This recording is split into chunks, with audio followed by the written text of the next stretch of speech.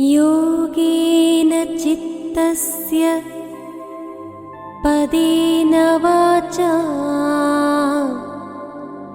मलं शरीरस्य च वैद्यकेन योपाकरोत्तमं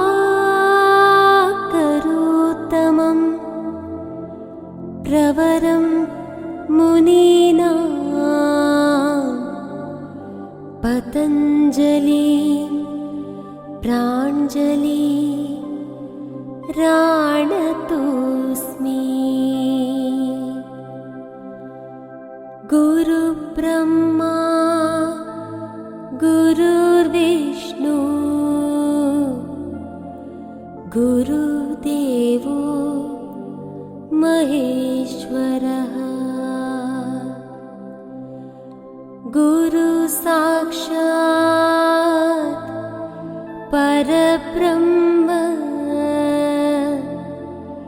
तस्मै श्री गुरवे नमः।